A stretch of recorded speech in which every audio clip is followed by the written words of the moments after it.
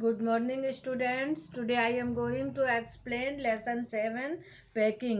ये आप लोगों की बुक बी हाइव का 7th लेसन है जिसका नाम है पैकिंग। पैकिंग यानी सामान बांधना।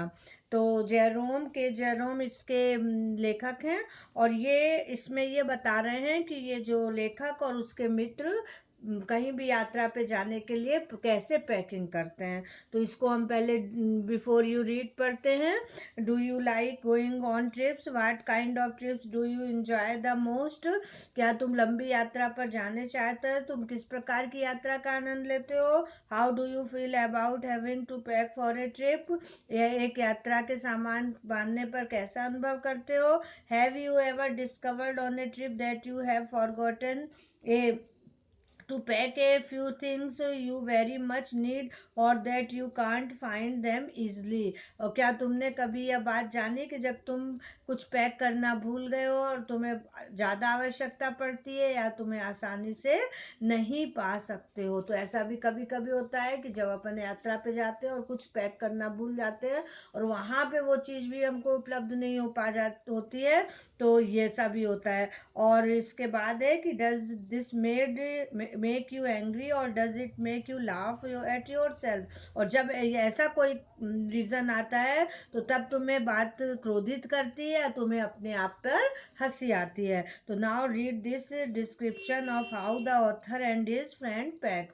तो इस विवरण को हम इस चैप्टर में पढ़ते हैं कि लेखक और उसके मित्र पैक कैसे करते हैं। तो चलिए ये चैप्टर स्टार्ट करते हैं। आप लोग अपने बुक में देखिए। ठीक है। तो इसमें जो ऑथर है जेरोम ये अपना पूरा पैक करने का एक वो विवरण यहाँ प्रस्तुत कर रहे हैं। ठीक है। तो I said I would pack.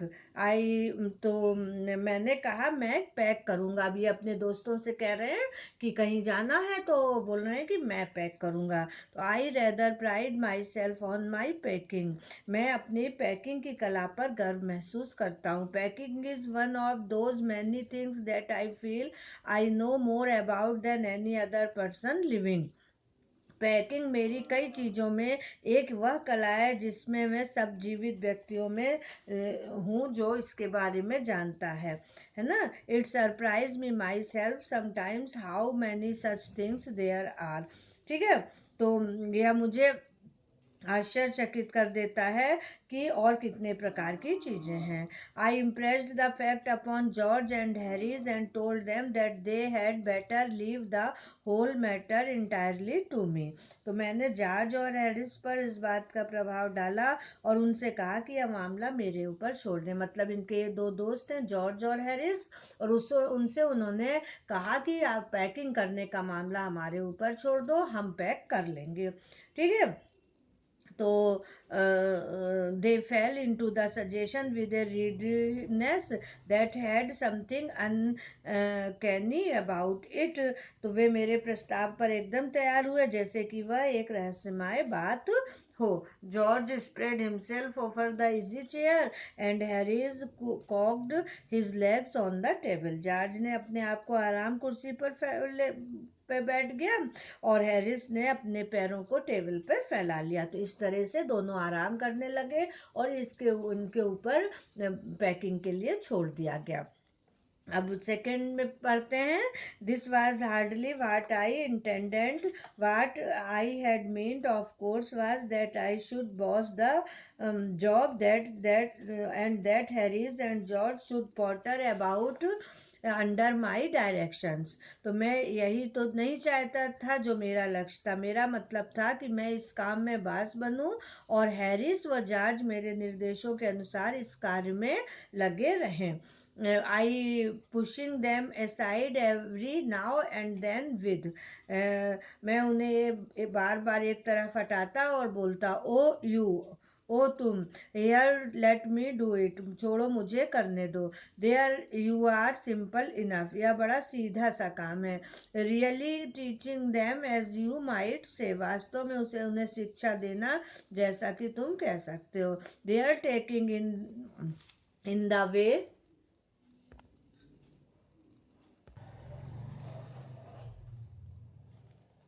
they did irritate me. उनका इसे उसे इस तरह लेना ने मुझे चिढ़ा दिया. There is nothing does irritate me more than seeing other people sitting about doing nothing when I am working. मुझे और कोई चीज़ इतना नहीं चिढ़ाती जितना कि जब मैं काम कर रहा हूँ तब दूसरे लोगों का कुछ काम नहीं करना. तो ये लेखक बोल रहे हैं कि उन्होंने जो है काम करना तो उनको खराब नहीं लगता है, लेकिन जब कोई काम ना करे वो पास में रहे तो ये बहुत बुरा लगता है. अब थर्ड पैरा में, I lived with a man once who used to make me made that way. मैं एक बार एक व्यक्ति के साथ रहा था जो इस तरह मुझे पागल बना दिया करता था. He would loll on the sofa and watch me doing things by the hour together. वह सोफे पर आलस से पड़ा रहता और मुझे कई घंटों तक काम करता देखता रहता था. He said it did him real good to look on at me messing about.